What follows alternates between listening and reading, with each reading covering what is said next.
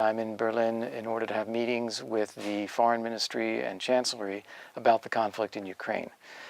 This is an area where Germany has played an important leadership role through the Normandy format, also with France.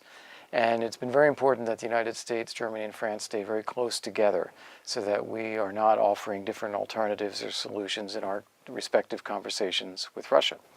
The Ukrainian conflict is one where Russia has invaded and occupied eastern Ukraine.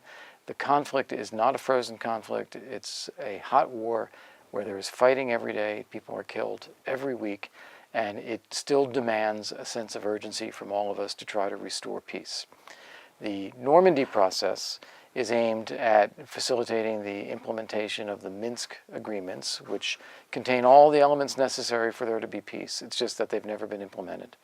And the U.S.-Russia discussions around Ukraine have been fundamentally about urging Russia to make a different decision, to agree to withdraw its forces and the civilian administrations it created there, and instead see the restoration of peace, the implementation of the Minsk agreements, and ultimately the restoration of Ukrainian control.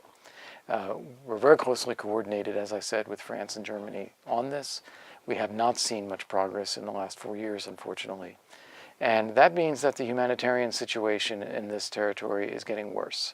And to rattle off some of the statistics that are there, we've seen over 10,000 people killed and over 1.5 million people displaced by the conflict. To my reckoning, that is the most number of people killed by a war in Europe since the Balkans Wars. And it is the most number of people displaced by a conflict in Europe since World War II. So it is a major conflict going on just a couple of hours from Berlin.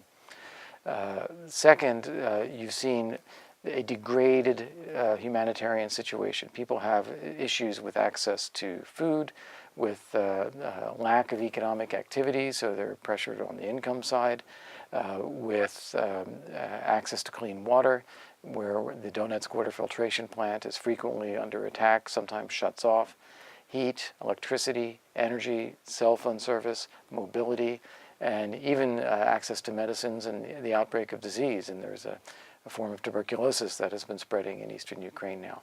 So this is a dire situation for the people that live there.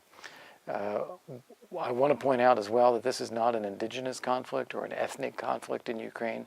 You have Russian-speaking people that live normal, prosperous lives throughout all of Ukraine, Kharkiv, Odessa, Kiev, and so forth. What you don't have is just the Russian people, the Russian-speaking people living in eastern Ukraine enjoying those same opportunities because of the Russian invasion and occupation of the territory.